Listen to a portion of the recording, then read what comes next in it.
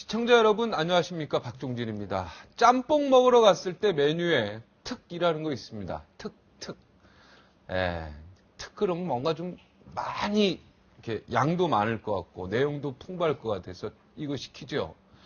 그런데 보통 짬뽕하고 별반 차이가 없으면 화가 납니다. 속은 것 같고요. 돈도 아깝고. 이 특자 들어간 짬뽕도 제 역할을 못하면 이렇게 화가 나는데, 네, 특 들어간 검사가 제 역할을 못하면 더 화가 나겠지요. 네, 특별검사. 네, 이 얘기입니다. 박종진의 쾌도남마 본격적으로 시작하겠습니다.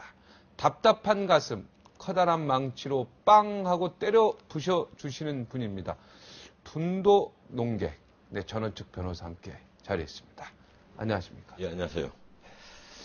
오늘은 뭐 애국가 얘기부터 할까요? 애국가 얘기 한 말씀 꼭 하시고 싶다고 들었어요. 방금 그 특검을 말씀하시는데, 네. 우리나라 그 특검 많이 했습니다. 성공한 게 단 하나도 없죠. 검찰 수사를 뛰어넘는 특별검사가 없었다는 것은 많은 것을 시사하게 해줍니다. 그만큼 수사는 어렵고, 특히 지금 무죄 추정의 원칙이 있는 오늘날 그 특별검사가 그 활동을 해서 실체적 진실을 밝혀내는데 한계가 있다. 이 말씀을 먼저 좀 드리고 싶네요. 네. 애국가, 특별검사를 해가지고, 그러니까 한 번도 성공한 예가 없습니까? 그렇죠. 사실 그거 할 필요가 없네요, 예, 그거는. 보십시오. 이 검찰 수사를 뛰어넘는 특별검사가 과연 있었느냐. 없었다. 예, 용두삼이죠. 처음 시작할 때는 정말 요란했는데 결과를 내놓고 보면 없다. 이러한 어떤 그 국민들을 속 시원하게 해주는 그런 결과는 없었다. 그럼 하지 말아야죠. 그것도 국민 세금이죠. 또 하지 않으면 또 실체적 진실을 놓고 여야가 정치적으로 공방을 벌리고 거기에 언론들이 가세를 하고 하니까 이 갈등을 해소하기 위해서 특별검사가 할 역할은 있다고 보입니다. 네. 차라리 저는 그 과거부터 논의해 오는 그 공직자 수사처 아니면 뭐 다른 어떤 특별한 별도의 수사처를 만드는 것이 옳지 않겠느냐, 상설기관으로요. 네. 그런 생각을 합니다. 네. 방금 애국가 말씀하셨는데, 지난주에 제가 이게 출연하고 나서 그 다음날입니까? 이 이석기 의원이 네. 애국가를 부정을 하는 얘기를 했죠. 대한민국 이 국가는 애국가가 아니다. 미국 국가는 있는데 우리는 애국가가 없다. 이런 얘기도 했죠. 네. 지금까지 민주노동당이죠. 뭐 노동당하면 화를 다 내니까 민노당 분들 지금 이제 통합진보당 분들 전부 다 애국가 대신에 임을 위한 행진곡을 불렀습니다. 네. 이 임을 위한 행진곡은 그 운동가 중에 하나인데요. 노무현 대통령이 당선되고 나서 소위 당선 축하회를 열고도 이 노래를 불렀죠. 임을 위한 행진곡을 전부 다 대통령과 함께 합창을 했죠. 그런 그 역사가 있는 노래입니다. 그 순국 선열에 대한 묵념 대신에 그 열사에 대한 묵념을 올립니다. 좀 난센스 같은 얘기예요. 애국가는 이미 1940년에 상해 임시정부에서부터 채택된 국가입니다. 네. 그리고 48년 8월 15일 날 대한민국이 건국할 때부터 모든 행사 때, 뭐 공적인 행사, 사적인 행사, 심지어 초등학교 조례 때부터 그 국회 하강식까지 애국가를 다 부르죠. 네. 부르는데 이 애국가를 놓고 지금 대한민국의 국가가 아니라고 하는 것은 왜 그러냐?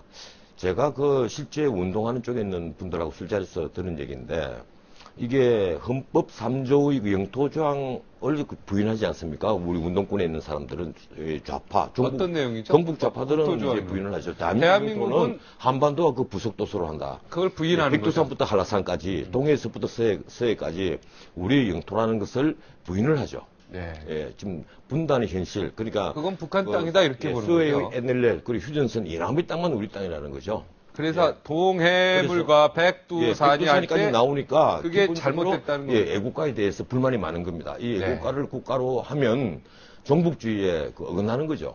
그래서 애국가를 부인하는 것이 아니냐 이런 생각을 합니다. 백두산은 그런데 우리 땅이 아니다 이런 거죠. 문제는 애국가는 우리의 국가인 것이 이게 헌법 조항입니다. 소위 불문헌법이죠. 이미 대한민국의 서울은 서울이다. 낸 것이 헌법재판소에서 불문헌법 중에 하나라는 판결이 나와 있지 않습니까? 우리 글이 한글이고 우리말이 한국어이고 그리고 우리가 부르는 우리가 부르는 국가가 애국가이고 우리의 나라 꽃이 무궁화이다. 이건 하나의 불문헌법이죠. 헌법에 규정하고 있지는 않지만 어느 누구도 부인하지 않는, 그리고 모든 국민이 다 동의하고 있는 그런 내용이죠. 이걸 두고 지금 국가다 아니다, 국가가 있다 없다 하는 말을 한다는 자체가 저는 이석기 의원을 비판하지 않을 수가 없습니다. 과연 이 국가의 정체성을 부인하는 것은 국가를 부인하는 것이 아니겠느냐. 이 국가의 소멸을 주장하는 쪽이 원래 마르크스 공산주의자들이 그렇습니다. 국가의 소멸을 주장하잖아요. 이 국가의 정체성, 나아가서 국가를 부인하는 것, 이것은 굉장히 위험한 사고방식이다. 그분이 지금 예. 대한민국 국회의원입니다. 그래서 말입니다. 예, 그래서 저희가 계속해서 종북이냐 아니냐 하는 것을 묻고 있는 것이고, 본인은 아직까지도 종북보다는 종미가 더 위험하다. 이번에도 그 기자들 앞에 그런 얘기를 했죠. 종미 문제를 거론을 했죠. 마치 우리가 미국의 식민지다. 이런 식의 이제 말씀을 하시는 건데, 글쎄요, 저하고는 너무나 생각이 반대에 있는 분이기 때문에 제가 상식선인지 그분이 상식선인지 저는 도저히 이해가 안 되는데, 저는 분명히 내가 지금까지 배워온 바로는, 그리고 내가 지금까지 생각한 바로는 제 생각이 상식이라는 겁니다. 대한민국 국가는 애국가이고, 이것은 변하지 않는 사실이고, 우리 국민이 다 동의하고 있는 것이다. 이걸 부인한다면 이건 대한민국 국민이 아니라는 생각을 하게 됩니다. 모든 정치가 지금 대선에 초점이 맞춰져 있습니다. 예. 빨리 개원을 해야 되는데요. 국회의원들 중에 지금 막 일하고 싶어서 안달나는 사람들 많이 제가 지금 만나고 있는데. 글쎄, 일하고 안타깝게 싶어서 하고 안달나기보다는 언론의 조명을 받고 싶어서 안달이 났겠죠. 저는 그렇게 생각합니다. 그렇습니다. 예, 지금 대한민국 국회의원들이 제대로 일을 했다면 우리가 일본 형법을 개소해 온 지가 지금 해방 후에 일본 형법을 개소를 하고 지금까지 쭉 지내왔는데 말이 안 되죠. 지금 우리 법원에 가보면 형사재판이 절반이 특별법입니다. 예컨대 주먹질을 하면 폭력행위 등 처벌에 관한 법률 위반, 성폭력을 저지르면 성폭력 처벌특별법이죠. 다 교통사고 일어나면 교통사고 처리특례법이고, 뇌물 받아 먹으면 특가법이고, 또 배임행령은 특경법이고, 전부 다 특별법이에요. 이런데도 아직도 우리 형법을 전면 개정할 생각을 하고 있지 않다는 것은, 이건 우리가 너무 후진국적 국회를 갖고 있다. 최소한 형법을 바꾸려면 국회 초기에 하나의 위원회가 만들어지고 한 2년을 검토한 뒤에 수많은 독회가 열리고, 그리고 최종적으로 형법을 바꿔야 됩니다. 네. 그리고 형법을 바꿔서 지금 특별법으로 나와 있는 모든 법을 이 형법 안에 다 집어넣으면 국가보안법 폐지하자 이런 말도 나오지 않겠죠. 이 형법이 다 들어갈 수가 있으니까요. 그런데 이런 특별법을 수북이 놓아놓으면 어떤 문제가 있느냐. 국민이 법을 모른다는 거예요. 국민이 법을 모르는 법의 무지 상태에 빠지는데, 법의 무지 상태에서 범죄를 저질렀을 경우에 그것도 감경사유가 되지도 않습니다. 이러니까 제 생각으로는 우리 국회가 정말 일하는 국회가 되려면 이 기본 6법부터 정비를 하는, 이 법이 입법부 아닙니까? 국회의원이 영어로 하면 로우메이커라고 합니다. 법을 만드는 사람이라고 그러거든요. 이 법을 만드는 사람의 법률 전문가가 항상 국회의원 선거가 다가오면 우리나라 국회 법률가가 너무 많다고 언론에서 막 떠듭니다. 사실 언론인이 많다는 소리는 절대 언론에서 안 나옵니다. 입법부의 법률가가 많은 건 아주 당연한 거예요. 법률가가 많아서 법을 제대로 만들고, 그래서 그 법을 준수하라고 국민들에게 요구를 해야죠. 삼국시대 때도 최고의 왕들, 소수리망, 고이왕, 백제, 그 다음에 백제 신라의 법흥왕 이런 분들이 이제 법령을 재정비하는데, 법령 정비가 왕의 큰 법령 공직이지 정비를 않습니까? 하는 것이 국가의 틀을 세우고 국가를 흥행하는데 가장 중요한데, 그렇죠. 이런 말씀을 왜 참 국회의원들이 모를까요? 근데 한 나라가 무너질 때 보면 항상 법령이 먼저 무너집니다. 근데 우리가 국가에 대한 두 가지 의무, 병력의 의무와 그리고 또 하나 세정, 세금을 납세의 의무, 이것이 왜 무너지는, 세정과 군정이 무너진 나라는 다 무너지거든요. 바로 거기에 대한 법령이 무너지기 때문에 그런 겁니다. 지금 아까 대선 말씀을 하시는데, 이러다 보니까 지금 문방위, 정무위, 국토위, 법사위 이 네 개를 놓고 여야가 싸우는 꼴이거든요. 이제 여당 입장에서는 법사위만 돌려다오. 그러면 문방위, 정무위, 국토위 중에 국토위를 주겠다. 그런데 야당이 아주 재밌는 얘기를 했습니다. 6개 국조, 그리고 청문회를 하면 우리가 위원회는 여당이 원하는 대로 해주겠다. 그 6개 청문회를 보면 민간인 불법 사찰. 그럼 이건 동의합니다. 그 다음에 나오는 게 정수장학회예요. 이 박근혜 후보와 연관이 돼가 있거든요. 그 다음에 방송사 파업 문제. 그리고 또 4대강 사업 문제, 맥쿼리 특혜 문제. 또 마지막 하나가 박지만, 세양이 부부의 그 저축은행 커넥션 문제입니다. 네. 여기에 대해서 청문회를 하든지 국조를 하게 되면 그 모든 위원회를 다 주겠다. 근데 새누리가 이걸 받을 리가 없죠. 네. 문자 그대로 정치적 공세고 정치적 방어한데 이런 불필요한 말이 오고 가는 것이 우리나라 정치입니다. 네. 뭐 물론 미국이나 영국도 불필요한 말은 수없이 오고 갑니다만은 과연 이런 일을 하면서 지금 새누리가 세비 반납, 이 반납이 아니죠. 뭐 국고에 들어가는 돈이 아니니까 반납은 아니고 세비를 다 돌려서 모아가지고 좋은 데 쓰겠다는 겁니다. 아, 그 국가의 좋은- 반납은 아니고요. 좋은데 그 이왕 쓸 것 같으면 좀 종북주의를 청산하는데 그 돈을 썼으면 좋겠습니다. 아, 예. 그 종북주의를 청산하는데 그 돈 어떻게 씁니까? 뭐 계몽을 한다라든지 아, 계몽. 예, 아. 좋은 책자를 만들어내서 계몽, 예, 네. 그것을 전파한다든지 옛날 계몽사라고 하면 안 있었는데 되면 출판사. 예. 예, 소녀 가장 돕게라도 썼으면 좋겠어요. 네. 정말 우리 사회에 돌봐야 될 그 복지 사각지대가 너무 많습니다. 네. 뭐 근대로도 썼으면 좋겠죠. 네. 문제는 우리나라의 지금 위원회를 가지고 여야가 나눈다는 건 나는 이게 참 난센스예요. 그럼 성자독식이죠. 어떻게 해야 됩니다? 성자독식해야 됩니다. 승자독식. 예, 승자가 다 갖는 성자독식을 거. 해야만 책임 정치가 구현되죠. 자기들이 알아서 정치를 하고 거기에 대해서 다음 선거에서 표로서 심판을 받아야죠.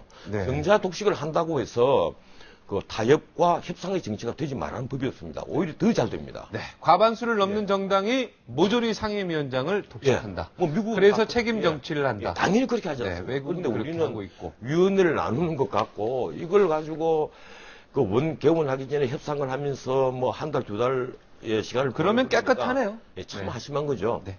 곧 그 정기국회가 돌아오는데 올해는 또 대선 전국이기 때문에 아마 올해 우리나라 관료들은 가장 해피한, 행복한 그러한 한 해가 될 겁니다. 네. 뭐 전부 다 대선에 초점을 맞추니까 정기국회도 대충 넘어가기 마련이거든요. 공무원들 중에서도 예. 이제 줄 설기가 시작이 됐죠. 줄 많이 섰죠. 공무원뿐 아니고 가장 문제는 언론인들 그리고 학자들입니다. 네. 지금 유력한 미래 권력에게 전부 다 줄을 서서 그 미래 권력을 위해서 논설을 피기 바쁜데 이건 학자로서 그리고 언론인으로서 매춘 행위와 다름없습니다. 저는 이런 그 매춘 행위는 그리고 이런 매칭 행위에 가담한 사람들은 향후 학계나 언론계에서 절대 활동을 못하도록 해야만 되지 않느냐 이런 생각을 합니다. 네. 매춘행위 얘기 나오니까 학자와 매춘이죠. 언론이 매춘행위를 하고 있다. 매춘이죠. 네. 자기의 네. 신념과 이념에 맞춰서 행동을 한다는 것이 아니고 네. 예, 권력의 줄들서 줄서기. 그 자기의 어떤 영달을 꾀하는 그것이 매춘이지 뭐가 매춘입니까? 네. 공무원뿐만 아니라 언론, 그 다음에 학자들, 지금 대선에 줄서기 하시는 분들, 이분들에 대해서 쓴소리 한번 하셨습니다. 자, 안철수 원장이 민주당의 한방 뭐 스트레이트 정도 됩니까? 어퍼컷 됩니까? 한방 매겼습니다. 이게 참 재밌는 거예요. 이게 안철수 그 원장이라고 해야 됩니까? 교수라고 해야 됩니까? 네. 무슨 그분이 어떤 그 학자적인 연구를 하신 분인지 잘 모릅니다. 융합 학문이 어떤 학문인지도 잘 모르고요. 네. 근데 그분이 지금 대선 후보로 등장을 떠오른 지가 이미 1년이 다 돼갑니다. 네. 그런데도 출마를 한다, 뭐 안 한다, 이런 말 이전에 어떤 그분이 정책이 나와 있는 게 없어요. 아직도 배우 정치, 탤런트 정치를 한다는 겁니다. 아직도 이미지 정치를 한다는 거죠.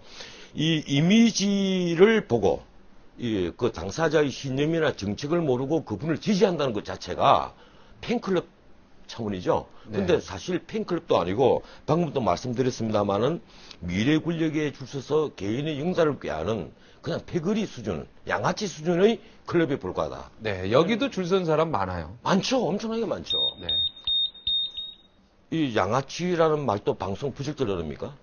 뭐 신문에도 다 나오는. 아, 신문은 예. 뭐, 신문 부적절한 기사는 제가 못 봤습니다. 예. 예. 방송 부적절이 좀 많죠. 네. 그런데 이 안철수 쪽에서 그 지난번에 춘추관장, 그 청와대 비서관급입니다. 네. 이 춘추관장을 지낸 그 분을 대변인으로 해서 상처를 내는 발언을 하지 마라. 이 민주당이 경고를 했습니다. 네. 근데 민주당으로서는 가장 바라는 것이 안철수 교수가 그 민주당에 들어와서 경선에 함께 참여하는 것이 가장 바람직한 구도거든요. 네. 그럼 자기들이 원하는 대로 갈 건데 지금 그게 안 되려면 이제 차선책으로 안철수는 장외에 있고 자기들이 후보를 내고 마지막으로 이제 여론조사에서 최종 경선, 과거에 노무현, 정몽준 두 분이 네. 단일화를 하듯이 그렇게 해서 막 11월 초쯤 최종적으로 후보를 내면 그때는 그 새누리 후보도 그냥 무너질 것이다. 아마 이런 판단을 하고 있는 것 같아요. 그런데 지금 갈등이 생기고 서로가 자극을 하게 되면 만에 하나라도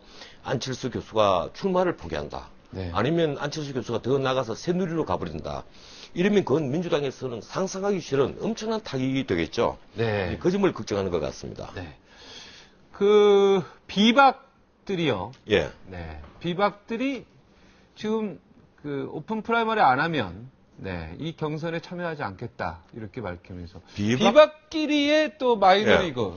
네. 지금 이제 그 프라이머리 말이 왜 하는 나왔는가 하면 뭐 여기저기 모든 줄선 평론가들, 줄안선 평론가들 비롯해서 모든 평론가들이 하나같이 하는 말이 비박인데 너희들 다 합쳐봤자 10%도 안 되는 꼬맹이들 아니냐. 평론가들도 예. 줄 섭니까?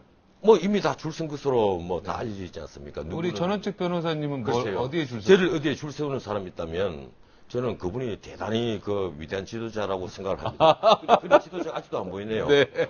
그런데 문제는 뭐 공주와 일곱 난장이 네. 이런 얘기들이 나오는데 이 일곱 난장이 인지 뭐 지금 네 난장입니까? 다섯 난장입니까? 이 난장이들이 같이 뭉치면 그러니까 세미 오픈 프라이머리 자기들끼리 오픈 프라이머리를 하면 그 중에서 한 명의 키가 부터 커질 것이다. 이제 이걸 기대를 하는 것 같아요. 네. 그래서 이제 나온 얘기가 지금 이재호 측의 그 권태기 전 의원이죠. 이분이 이제 먼저 운을 뗐습니다. 비박 주자들끼리 먼저 단일화를 하자. 근데 김문수 쪽에 신지우 전 의원 또 가세를 냈죠. 좋다. 네. 한번 해보자. 이런데 이 정몽준 의원 쪽에 그 안효대 의원은 글쎄 좀 생각해 볼 만한 건데 아이디어 차원이다. 왜 그런가 하면 또 비박인데의 세미 뭐 단일화 작업 이걸 하더라도 오픈 프라이머리를 하더라도 유리한 쪽은 김문수다. 또 이런 평가가 이미 자체 안에 또 나와 있습니다. 네. 이러니까 아마 정몽준 의원 쪽에서는 그 자체를 좀 뭐 고깝게 받아들인 것 같아요. 흔쾌히 받아들이는 것이 아니고. 그런데 저는 이렇게 생각합니다. 아마 이재호 의원 그리고 또 이 정몽준 의원은 이미 그 박근혜 그 후보와 그 함께 할 수 없도록 물을 건너간 게 아니냐. 그분들이 지금까지 해온 거 보면 박근혜 후보의 가장 아픈 점인 유신을 곧장 공격을 했거든요. 네. 이 유신을 곧장 공격했다는 말은 함께 할 수 없는 가장 근본적인 아픈 곳을 건드린 겁니다.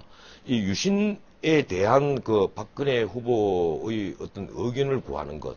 이것은 아마 앞으로도 계속 논란이 될 것인데 쉽게 말하면 박근혜 후보의 국가관이죠. 이 민주주의에 대한 그 박근혜 후보의 의견입니다. 네. 유신을 어떻게 생각하느냐. 만약에 유신에 대해서 비판을 하게 되면 그건 자기 아버지를 부인하는 것이니까 박근혜 후보로서는 절대 할 수 없는 일입니다. 근데 유신을 만약에 찬성을 하게 되면 그건 이제 반민주 그리고 그건 안 되죠. 독재의 그 유신에 찬성하는 건 안 되죠. 독재의 상징이 되어버리거든요. 네. 그거 찬성하는 이래서 사람 없을 겁니다. 예. 박근혜 의원으로서는 가장 큰 딜레마가 바로 유신에 대한 부분이에요. 그런데 지금 야당에 있어서 가장 그 강력한 후보 중에 한 분인 문재인 후보, 네. 뭐 유신의 피해자라고 스스로 얘기하고 네. 이번에도 대선 그 출정식을 어디서 했느냐, 바로 서대문 형무소 앞에서 했습니다. 본인이 거기 구속된 적이 있다는 거거든요. 네. 또 문재인 후보도 이번에 나는 그 출정한 출사표를 읽으면서 네. 솔직히 말씀드리면 대단히 실망했습니다. 네. 이분이 그 부자로 태어난 사람, 가난하게 태어난 사람 이런 식으로 대비를 해요. 네. 문자 그대로 좌파적 이제 그 프로파간다 선전술을 사용을 하는데 우리 대권 후보들이 늘 지금 거대 담론만 얘기를 잘한다. 이런 비판을 제가 하는데 이번에도 이분이 한 얘기를 보면 성장을 하면서 복지도 하겠다. 또 분배도 하겠다는 겁니다. 분배도 하겠다. 분배와 재분배를 통한 포용적인 성장을 하겠다. 난 이게 무슨 말인지 아무리 연구를 해도 납득이 안 됩니다. 성장을 하면서 분배를 하겠다. 꽁도 먹고 알도 먹겠다.